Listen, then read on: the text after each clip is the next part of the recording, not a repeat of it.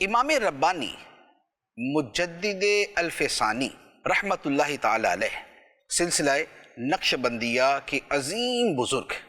آپ اپنے مکتوبات میں تحریر فرماتے ہیں اس جملے کی جو قوت اور جو اس کے اندر ایک روحانیت ہے، آپ اسے محسوس کریں۔ فرماتے ہیں کہ مقربین بارگاہ الہ یعنی صوفیہ کرام اگر بہشت چاہتے ہیں، اگر جنت چاہتے ہیں،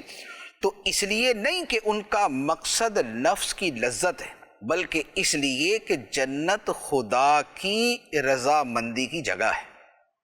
اور اگر وہ دوزخ سے پناہ مانگتے ہیں تو اس لیے نہیں کہ اس میں رنج و الم ہے، بلکہ اس لیے کہ جہنم خدا کی ناراضگی کی جگہ ہے۔ ورنہ مقربین کے لیے، اولیاء کے لیے انعام اور رنج و الم دونوں برابر ہیں۔ ان کا اصل مقصود اللہ کی رضا ہوتا ہے،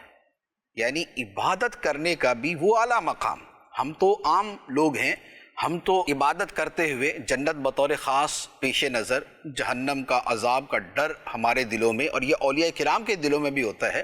ایسا نہیں ہے کہ جنت سے کوئی صرف نظر کر سکے اور جہنم کو کوئی اگنور کر سکے، ایسا نہیں۔ لیکن بات یہ ہے کہ عمل کی جو محرک اول ہے وہ کیا ہے؟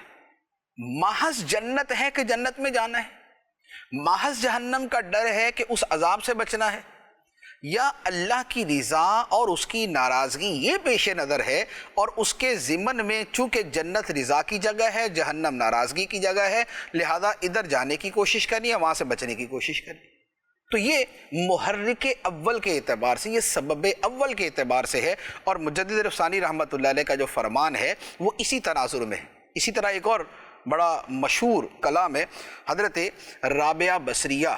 رحمۃ اللہ علیہ کا۔ آپ اپنی ایک دعا میں عرض کرتی ہیں، اے اللہ، اگر میں تیری بندگی جنت کے لیے کرتی ہوں تو مجھے جنت سے محروم رکھنا، اور اگر میں تیری عبادت جہنم کے ڈر سے کرتی ہوں تو پھر مجھے جہنم میں ڈال دینا، لیکن اگر میں تیری بندگی تجھے پانے کے لیے کرتی ہوں تو مجھے اپنے آپ سے محروم نہ کرنا۔ تو یہ کیا ہے؟ یہ ہے مقصود اصلی کی طرف اشارہ کرنا۔ ورنہ جنت کی جو عظمت ہے وہ تو قرآن میں ہے، خدا نے بیان کی ہے، خدا کے حبیب علیہ الصلوۃ والسلام نے بیان کی ہے، تو اس کو معاذ اللہ اس کی تحقیر نہیں ہو سکتی، اسے کمتر نہیں سمجھا جا سکتا، وہ تو بندہ دین سے نکل جائے گا۔ لیکن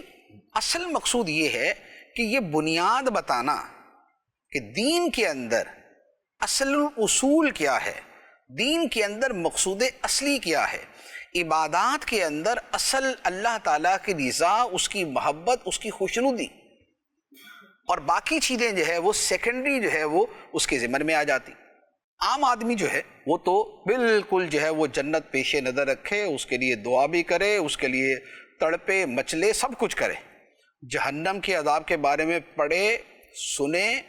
اس کے عذاب سے بچنے کی کوشش کرے، اسے اپنے پیش نظر رکھے، کیونکہ ہمارے جو قلوب کی کیفیت ہے، ہم عام لوگوں کے جو دلوں کی کیفیت ہے وہ یہ ہے کہ یہ والی چیزیں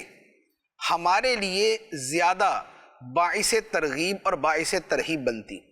لیکن اگر اللہ تعالیٰ یہ مقام عطا فرمائے، ہمارا ایمان اور ہماری محبت اس درجے کی ہو جائے، تو پھر اس انداز کے اندر بھی ہم بات کر سکتے ہیں اور اس انداز سے عمل کر سکتے ہیں۔ تو اپنے آپ کو یوں کہہ لے کہ امپروو کیا جائے،